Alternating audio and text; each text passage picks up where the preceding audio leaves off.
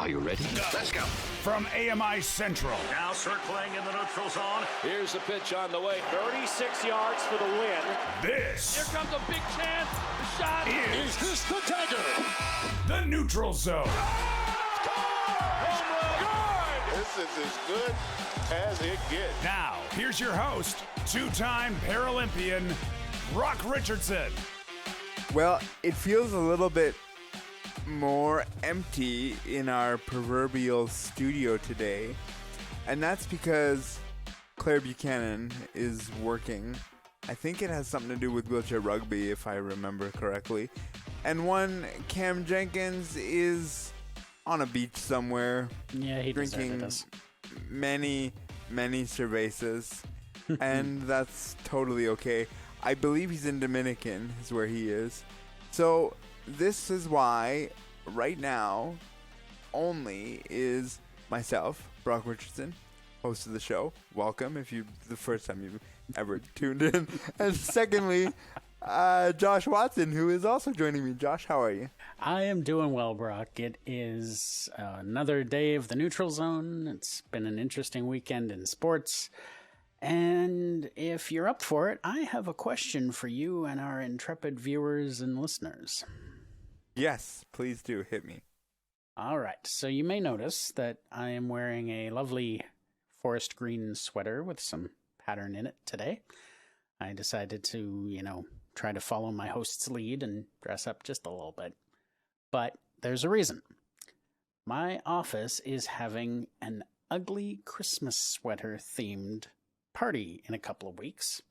And in true procrastination fashion, I still have not found an ugly Christmas sweater.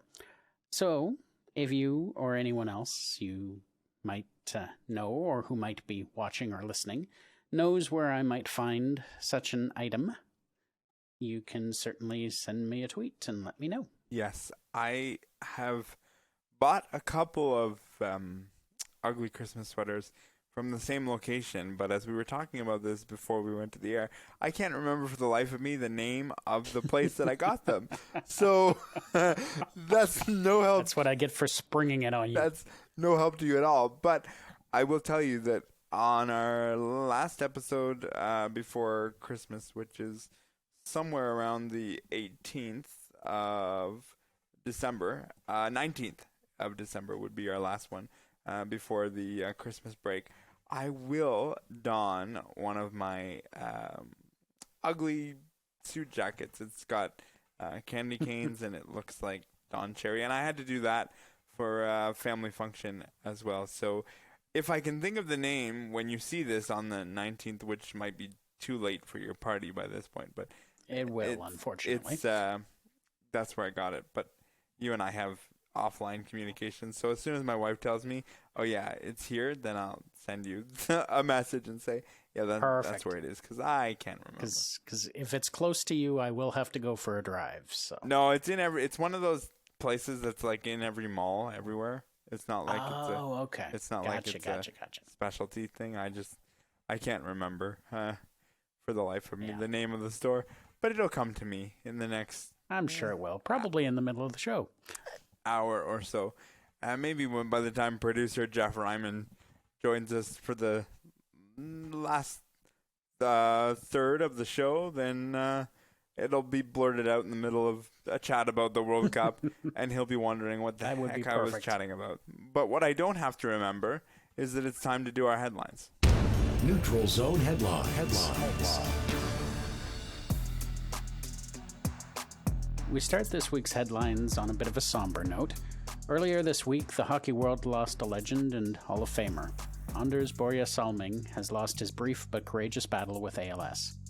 He announced his diagnosis in August and passed away November 24th of 2022. During his NHL career, he scored 150 goals, 637 assists, and 787 points with the Toronto Maple Leafs and later with the Detroit Red Wings. His Maple Leaf goal total of 148 was second most goals scored by a Swedish player in franchise history, and was only recently tied, Friday night, by William Nylander. He is survived by his wife Pia and children Teresa, Anders, Rasmus, Bianca, Lisa, and Sarah. as well as his brother Sig. Borja Salming was 71 years old. The thing that comes to my mind as of recently regarding Borja Salming is the Hall of Fame induction and the crowd giving him that roaring standing ovation. And it's almost like they kind of sort of knew that this would be the last time they would publicly see him, and almost eerily, less than 2 weeks later, he is no longer with us. I echo those sentiments. May he rest in peace. Go ahead. The thing that was interesting to me was I assumed that he was being inducted that night, but it turns out he was actually inducted back in 1996. He just happened to be in town to celebrate the number of Swedish players that were being inducted that night. So, very nice to have been able to see him one last time. I fell for that very same trick because I thought that because he was there, he was being inducted. Very interesting. Cristiano Ronaldo and Manchester United have agreed to mutually part ways. This decision comes amidst the World Cup as Ronaldo is representing Portugal. I gotta tell you that when I hear the word mutually parting ways, I question whether it's always mutual or it's not. Because in this case, I understand that Mr. Ronaldo was not happy with his situation with the Manchester United, and neither were they. So maybe in this case it was mutual, but I have my doubts. Switching gears to the parasport world, Team Canada begins its pursuit in the Para Hockey Cup on Sunday as they faced Italy on home ice in Bridgewater, Nova Scotia. The final score in their first game was Canada 8, Italy 0. The team will continue the tournament this week with games against the United States and Czechia. They are trying to get their first gold medal at the event since 2013, and the head coach has a mix of young talent and veteran, almost half and half, as half the team represented in Beijing at the Paralympic Games. Canada's Stefan Daniel reclaimed his place as the king of paratriathlon, while Camille Frenette celebrated her first podium at the 2022 World Championships in Abu Dhabi.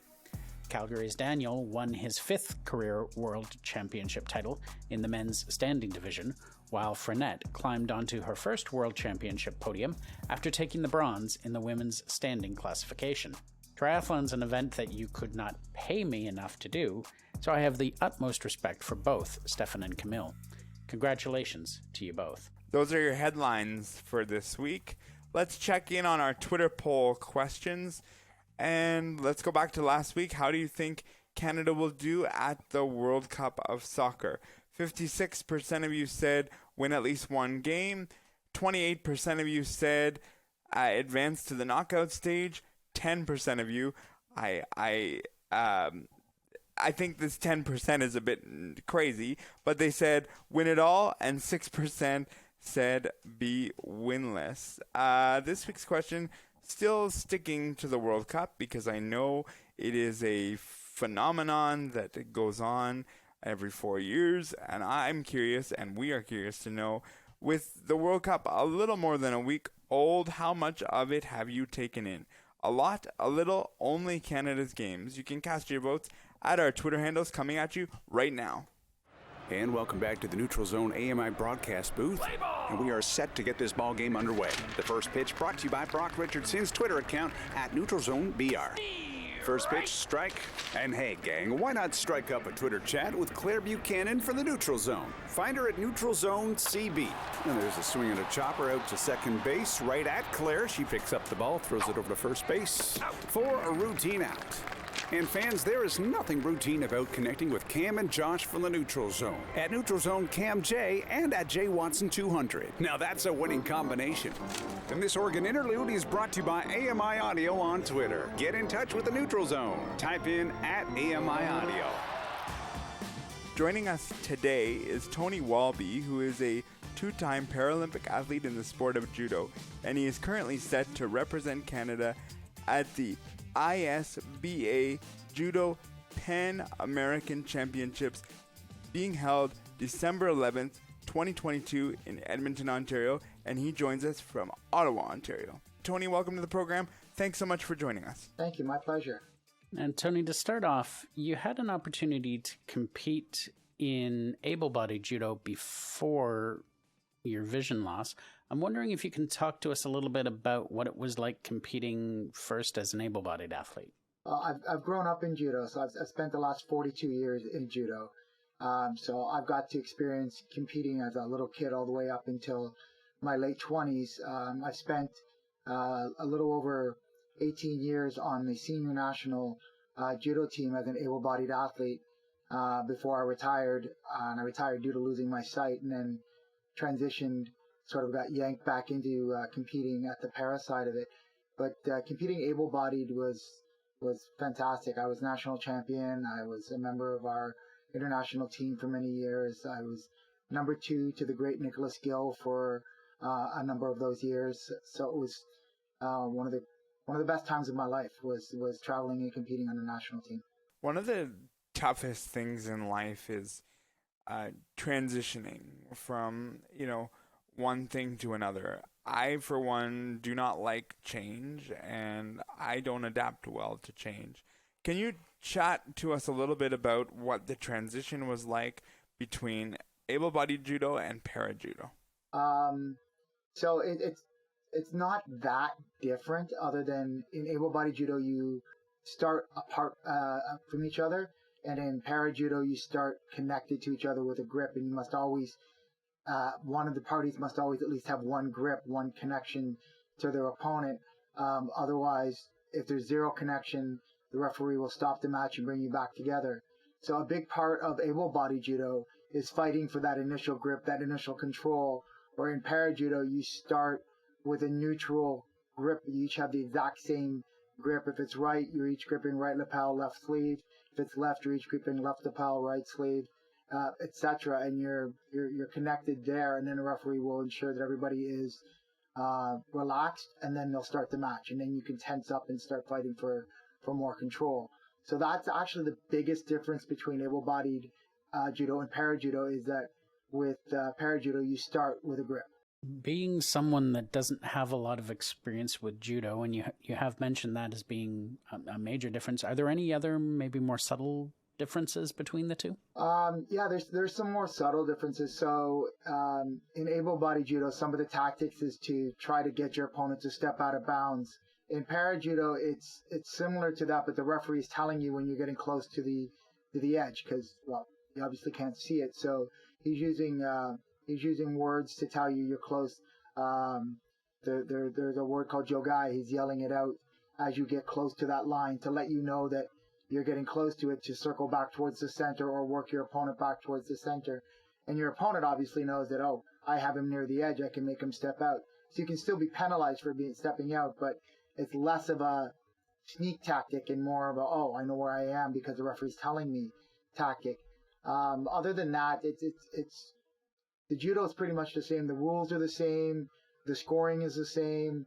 Other than the fact that two blind people are fighting against each other, and you're starting with a grip, it's pretty much the exact same sport. And it's one of the few parasports where able-bodied and visually impaired can train together. They can interact together on the mat. It's much better than a lot of the other sports where the para side of the sport is sort of segregated from the able-bodied side of the sport. Just as a follow-up to what you just said, when you're training with an able-bodied athlete, do they sort of train under your rules of always having contact, or is it a combination of both in that case? So for the most part, they train under my rules of always having a grip for safety, because we're fighting with a bunch of other people on the mat. We're training with a bunch of other people on the mat. I'm also a high performance coach as well, so all of my athletes know my visual impairment. All my athletes know they need to look out for me on the mat to ensure that the safety of all of them and everybody else around us, including myself. So it's sort of a symbiotic relationship with me and my athletes. But most para athletes in judo have to train with that connection and have to have the rest of their club supporting them, because there are so few para judo players in Canada that we're all training at able-bodied clubs. there are no para-specific clubs. It's all able-bodied. In Ottawa, I'm the only para-judo athlete. In Montreal, there's 2. There's one out west. So it's really, we rely on the able-bodied athletes to A, train with, and B, to watch out for us for our safety on the mat. You are a 6th-degree black belt. Let me repeat that. Tony is a 6th-degree black belt. Can you talk a little bit about the process and the work that you put in to get such a belt? So a 6th-degree black belt in judo is referred to as a high dan. The belt's actually not black, it's red and white. I have to wear a black belt when I compete, but the belt that I wear on the mat when I train is a nice red and white belt. To get to that level, there's a lot of prerequisites.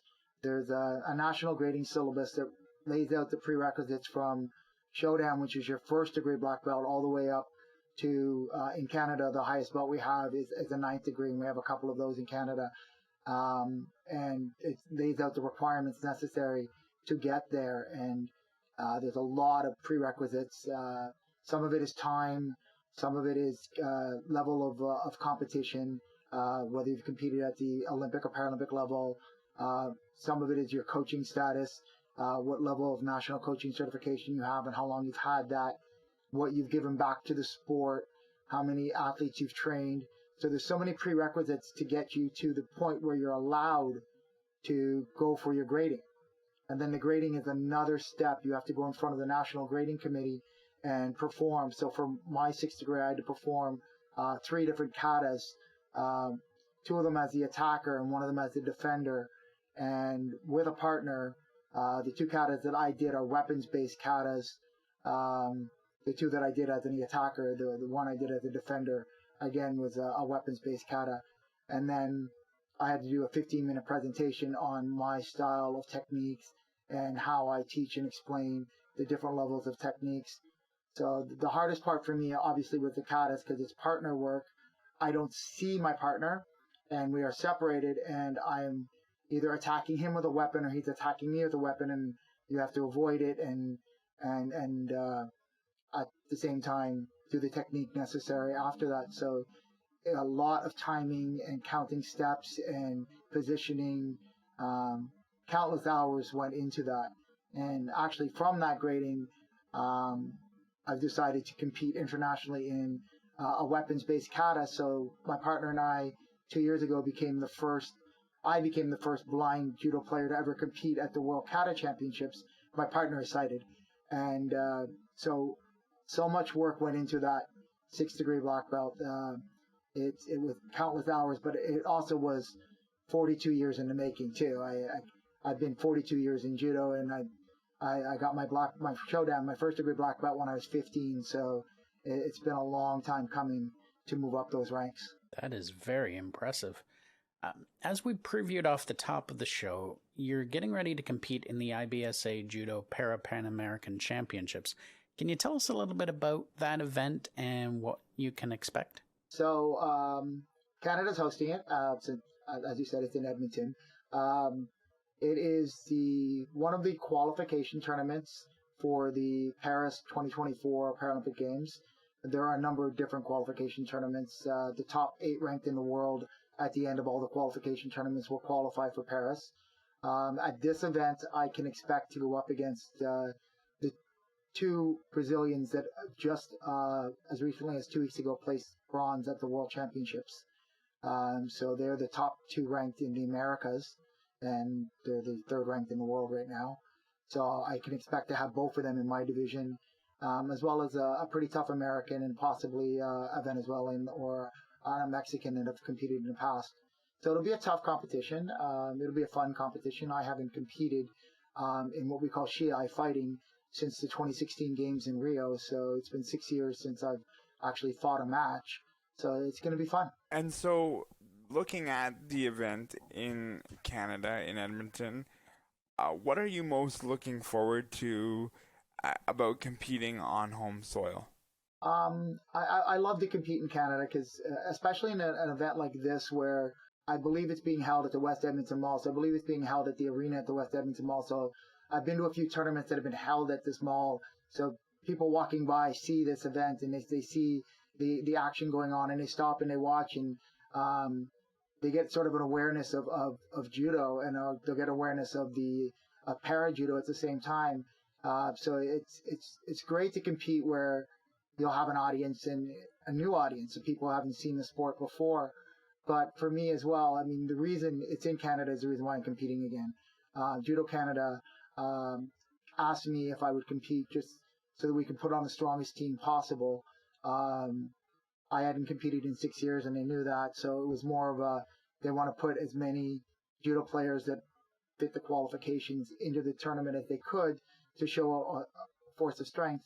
And I said to them, I'll do this, but I'm going to train for it, and I'm going to prepare for it, and I'm going to make the weight category. And so I've been pushing pretty hard for the last 4 months to prepare for this competition. And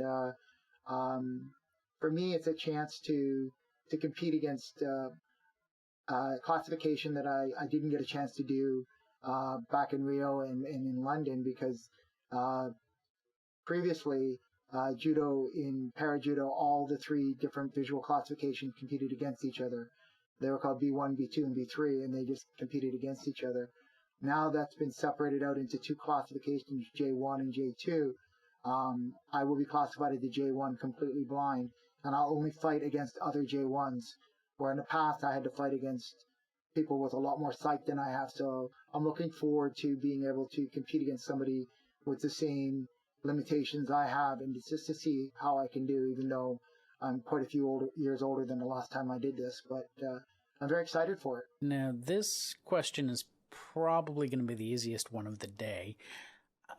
What would you say is your goal for this event for you personally? Actually, and I knew this question was coming. Obviously, the easy answer is I expect to win, but the honest answer is I expect to do my best. I expect to do my coaches proud, to do my club proud, to do my country proud, obviously. But I expect to go out on the mat and fight as hard as I can fight, and just to leave everything there and to have no regrets. So I expect to do my best. Winning is the ultimate goal, but the way I coach and the way I teach my athletes is that if they give it 100% and they leave everything on the mat, then they have everything to be proud for and nothing to regret. I love that. As part of our, getting this together, our marketing department forwarded you on to us.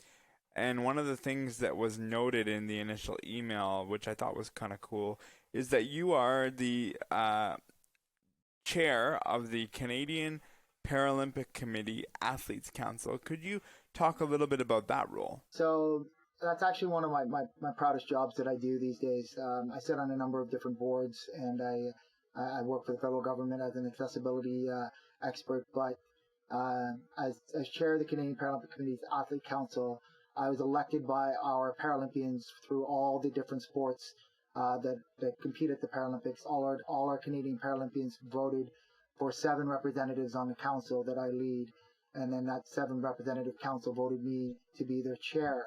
And that role is basically, we are the representatives of all Paralympians in Canada to the board of directors of the Canadian Paralympic Committee, but we're also the representatives to Sports Canada, to Own the Podium, and to a number of different other organizations.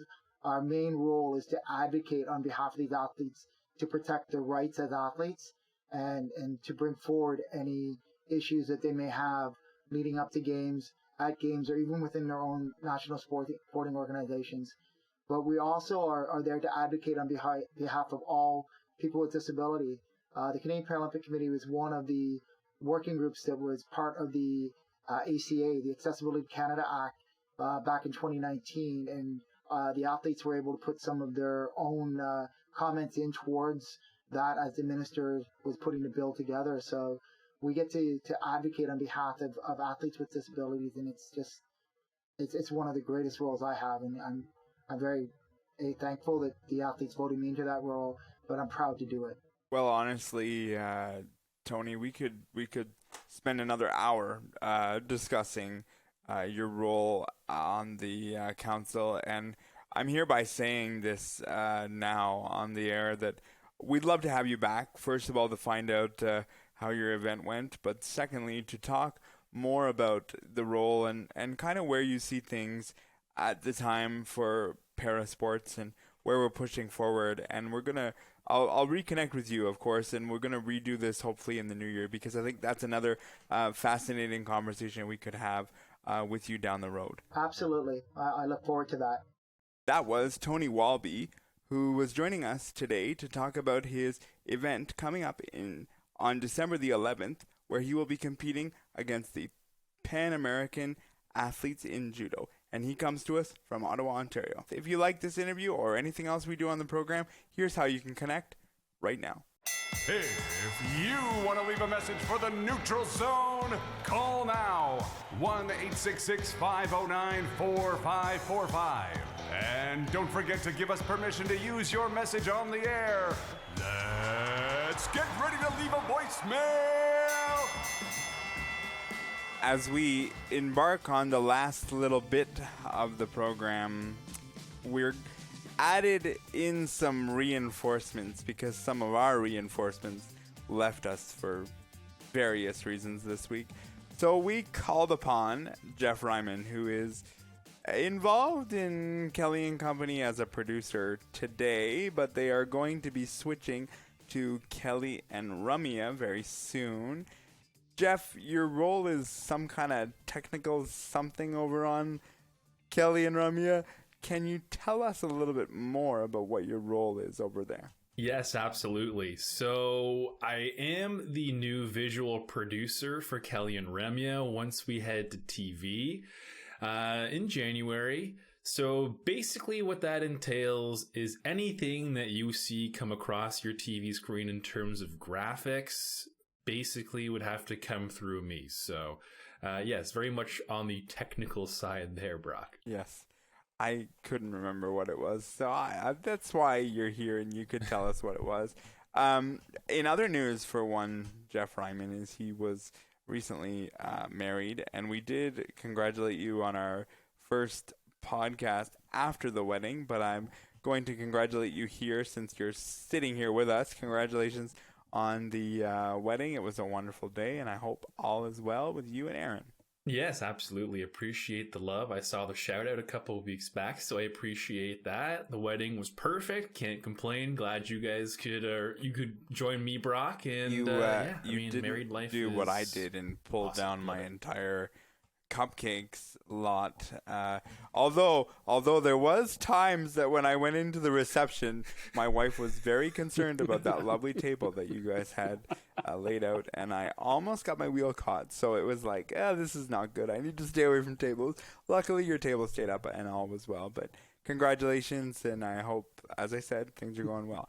Anyway, it's time to chat a little sports. Let's start with the World Cup of Soccer. At this point of recording, Canada has played 2 games. One was against Belgium, which was a really good game, to be honest with you. It was a 1-0 loss to Belgium, and everybody thought, "Oh, this is good. We're all gonna be happy, and it's all going to work well towards Croatia." John Herdman went ahead and said, "That's okay, we're going to F up Croatia. We'll be ready to go." Then Croatia's game came, and Alphonso Davies scored the first goal in history for Canada at the World Cup. And then Croatia said, "Yeah, we're going to come back with 4 unanswered goals, and we're going to thank John Herdman for his level of inspiration." So, as our guest for today, Jeff, how would you outline the first 2 games for Canada?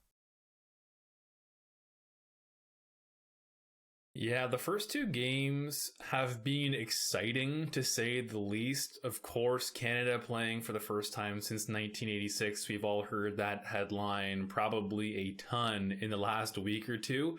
That first game was incredible. I think you could really feel how excited the nation as a whole really was. Like, if you watched that game live and if you followed along on any sort of form of social media, Canada was buzzing. Like, it was trending everywhere. So people were just super excited, myself included. Obviously going against the world number 2 in Belgium. I mean, that is pretty impressive in itself.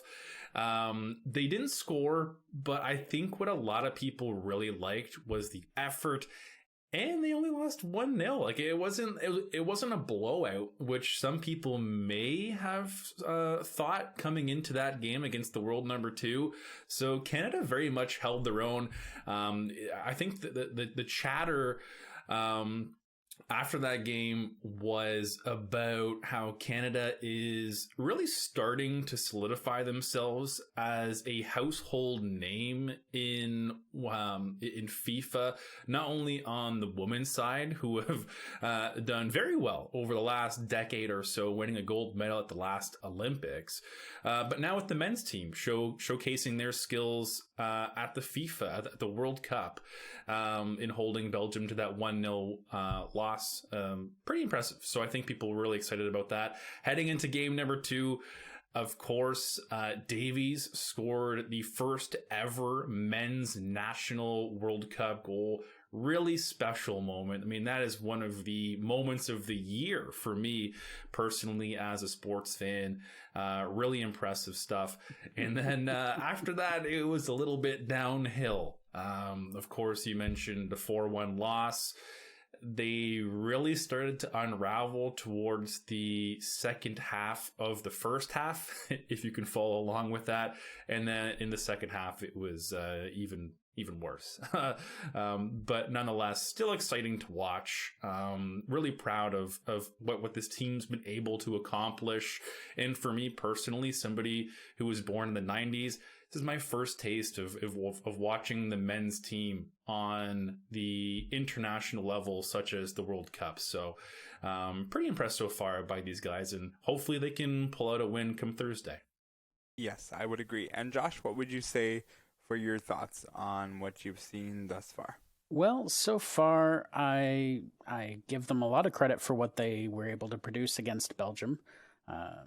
I was far too young when we last were in the World Cup, so I believe I told Kelly and Ramya that I was 8, so don't remember much of that World Cup, but this one, I definitely enjoyed the game against Belgium. I thought they played a very strong game. I was very, very impressed. I thought they might actually be able to score a goal in that game, but it didn't come to pass, which is fine. Had high expectations going into game 2 because the talk was that Croatia was a little bit weaker than Belgium. John Herdman's comments notwithstanding, the first half seemed to go very well. I was out grabbing some breakfast and got back just as the game was starting and had to rewind the tape because I missed the goal when it originally happened. But thought, oh, okay, we've got a goal. We're up 1-0. This is good. This is great. We're going to do great. And then the first half just kept going and going and going and going. And they added 5 minutes of extra time just for good measure, and we kind of collapsed like a house of cards. But under the circumstances, you're still playing 2 of the top teams in the world, so my feeling about the World Cup has always been that we're not supposed to do well at this one. This is the one you get to and you teach yourselves that, okay, we're here, we can play against the best teams in the world. Now we've scored a goal, we know we can score against the best teams in the world. This is all, in my opinion, building towards the game against Morocco, but more generally than that, it's building towards 2026 when the United States, Mexico, and Canada are co-hosting the World Cup. And I think that is where you're going to see all of the hard work and all of John Herdman's tactics and training and getting everybody ready come to fruition. I think that will be where we hopefully will get past the group stage, maybe past the knockouts. We'll see. The next comment I'm going to make is one that might be unpopular, but it's one that I question, because every Canadian, sport that you think of, and the first one that comes to mind is hockey, it's always win gold or not. And I do understand that, the group was a tough one. But, Jeff, it just feels like everyone's satisfied with, the fact that we participated. And as a Canadian sports fan, I'm like, huh? I'm not used to this. Like, we're all happy just participating? Like, what's going on here? Help me understand this, please. Yeah, well, I mean, I understand where you're coming from. There's that NFL quote, you play to win the game. You obviously want to win. You want to win it all. That's just the competitive nature of sports. You don't go into a tournament thinking, okay, let's lose. No one thinks that. So obviously you want to win. But at the same time, like we mentioned, 1986, haven't been there in this long, haven't even scored a goal ever at the World Cup. And hitting those baby steps, Brock. Little baby steps as you work your way up. Like Josh mentioned, looked good in the first game, got that goal under their belt. They know they can score against some of the top teams in the world. And then maybe, just maybe, they can pull out a win come Thursday. And then, of course, like you guys mentioned, 2026, which is going to be hosted here in our own country, split, in North America as well. So I think that's what they're kind of building towards, and we can't really forget that, to take those baby steps. You can see the inexperience in the team right now, and I wouldn't say John Herdman is an inexperienced head coach, because he's been there with the women's team, and now he's been there with the men's team. Probably different beasts in terms of how much talent there is on the men's side, on the international level. There are just some major powerhouses on the men's side that we haven't really seen. We haven't ever really played outside of international friendlies. Here, the CONCACAF, Mexico, and USA, we've seen those teams that are currently in the tournament, but even still, those teams aren't necessarily the top teams come the World Cup. So I think gathering this experience, they've got a fairly young roster. I mean, especially headlined by Alphonso Davies, who's still not even touching his prime. In 4 years' time, he gets that much more experience. He'll probably be in his prime. And I think, what everybody's saying right now is they're building for 2026. So, but to answer your question, Brock, just baby steps. Come on, man. I do. I understand all that. It's just, it seems so foreign to just everyone just be happy, and like, it's like we're celebrating a goal. And trust me, I celebrated that same goal. That's just not, I'm not trying to sit here and act like, the goal isn't historic. I'm not. It's just, I'm so not used to this whole, we participated, good for us. But I also, Josh, understand that the greater picture is 2026. Yeah, absolutely. You want to put through a good showing when you are the host. It's just like when you are hosting any other major world event.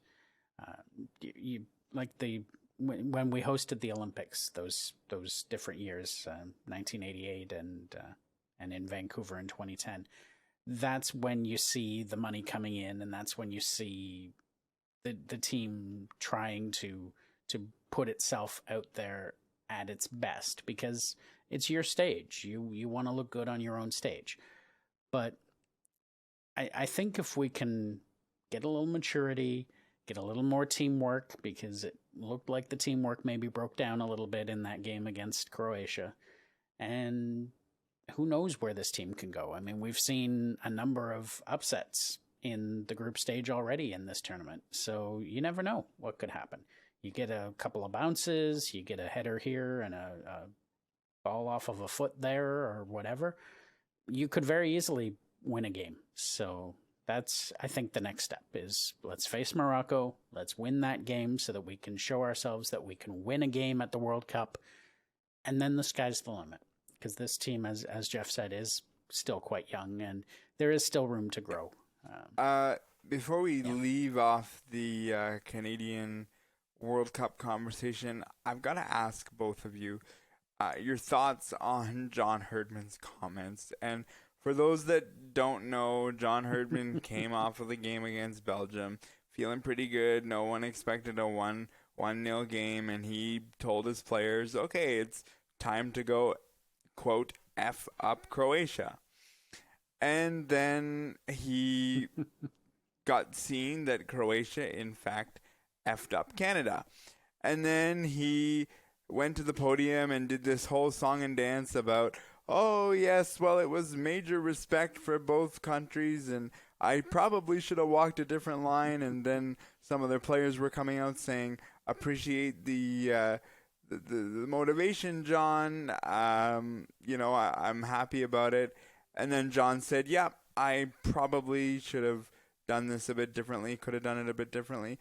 Josh, your thoughts on this, and do you believe it did inspire Croatia in one way or another? I'm sure it was on their radar, but realistically, when you're a side like Croatia and you were the runner-up in the last World Cup, you don't need the motivation of some head coach in Canada.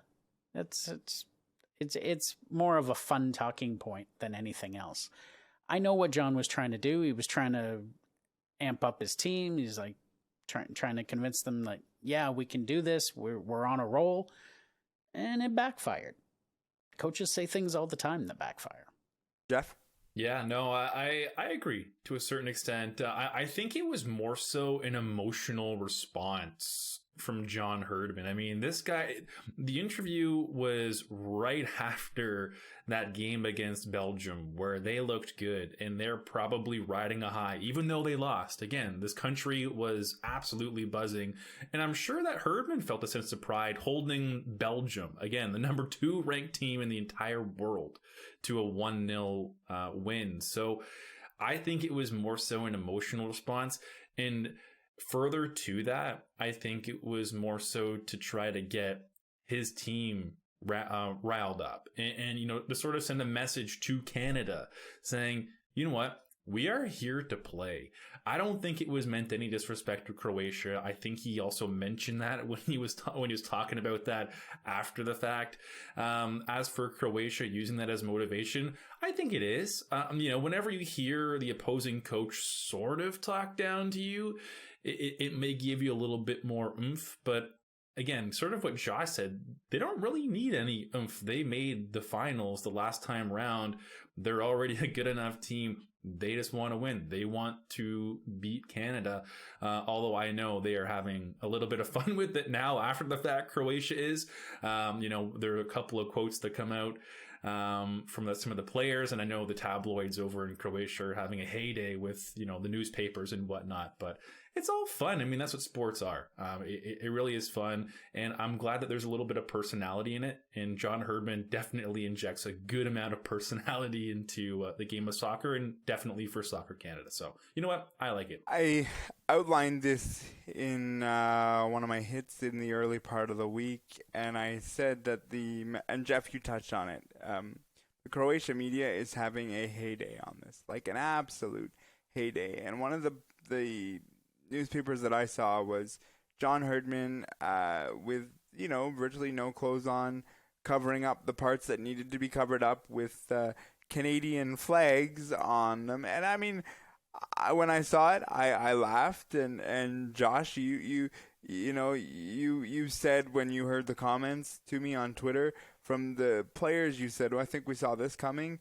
And I would agree, but I don't see it as being motivation at all in any way, shape, or form. I think if you need that motivation from another coach talking down to you, you probably need to check your pulse as an athlete, because you want to win a game regardless of whether the coach says you're the greatest team on earth or they're going to F you up. I just think that doesn't serve as much of motivation, or shouldn't serve as much of motivation. So Canada gets another crack at this on Thursday against Morocco at 10 a.m. Eastern.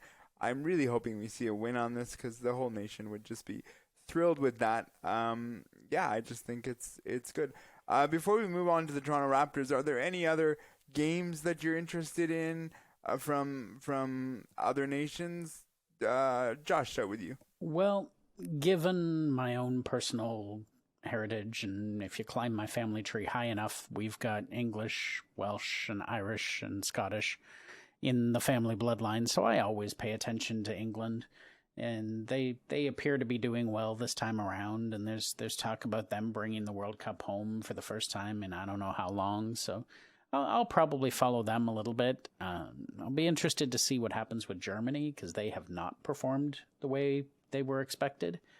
And then there are some upstart teams that have scored some upsets that would be interesting to see. Teams like Costa Rica or Saudi Arabia. Saudi Arabia, I think, put a scare into Messi and Argentina there a couple of days ago and kind of woke them up a little bit. But it'd be interesting to see if they can move on. It's just, that's the thing about the World Cup. I've seen a few of them now, and I usually, if Canada's not in it or not relevant, I usually try and pick a side and just kind of follow them through and see what happens.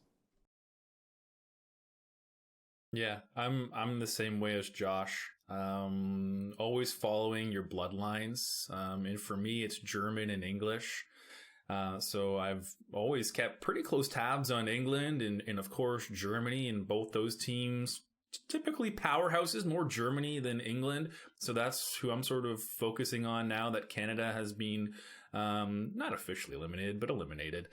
And also what Josh mentioned, whenever there's an underdog story, whenever there's that Cinderella story, Saudi Arabia beating Argentina, and I think the first game of the tournament, that was pretty special. And I like how Saudi Arabia mentioned or announced the next day that it was a national holiday. That was a great storyline. And seeing an underdog win in a tournament like such, how can you disagree with that? So Germany and England for me, and also looking out for those underdogs, Brock.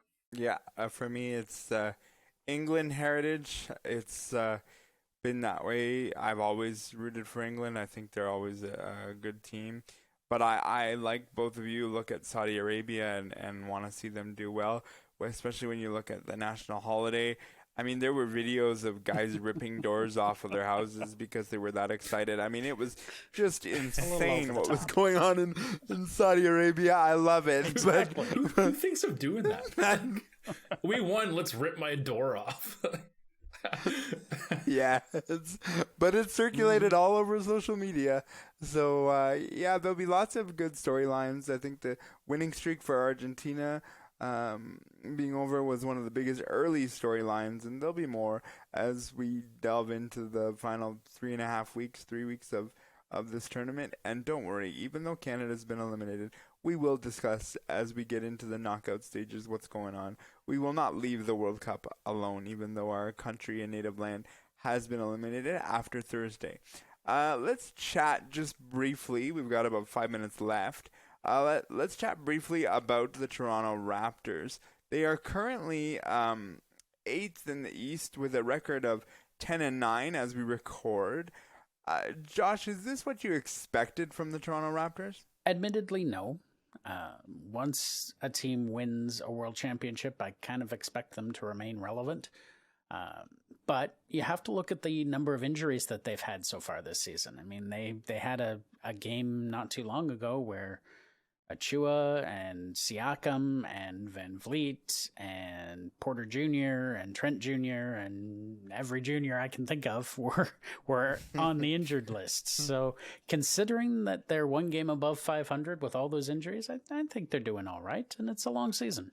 And they're in that stupid playoff format. Oops, did I say that stupid playoff format with the 10th place team? Anyways, Jeff, you go on that lovely playoff format. Do you like it? Not? I hate the playoff format. I don't think we've enough minutes in a day for me to rip on it that much. But yeah, again, Josh, I think hit it perfectly.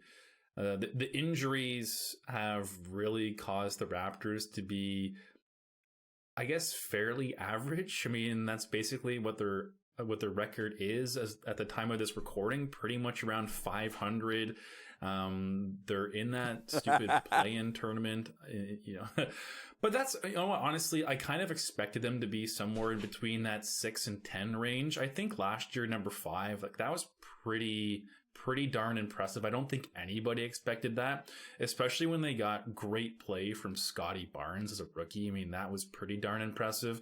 But you look at their roster, aside from OG Anunoby and rookie Christian Koloko, every other player on that roster has missed 3 games or more, including Pascal Siakam, who looks like he could be on the verge of returning any second now.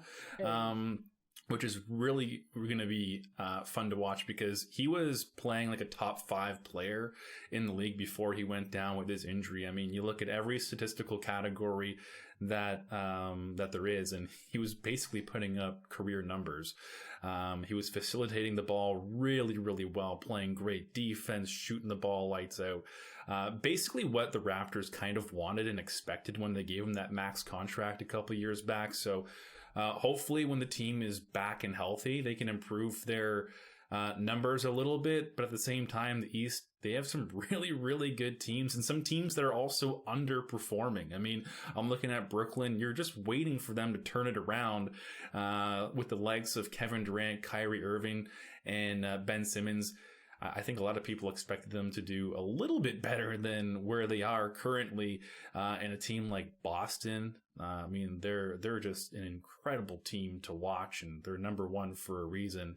And even teams like Philadelphia, who are starting to climb the standings after kind of a slow start as well. So, I sort of expected the Raptors to be in that 6 to 10 range, and that's exactly where they are. But at the same time, with a healthy roster, you can expect them to climb just a little bit. Remember when everybody wanted Pascal Siakam traded after the bubble season, and everyone said he's useless, he's no Kyle? Mm-hmm. Yeah, look at us now talking about Pascal Siakam and what he's meant to this organization. And to be quite honest with both of you, this is the Raptors for now at this point where I expected them to be.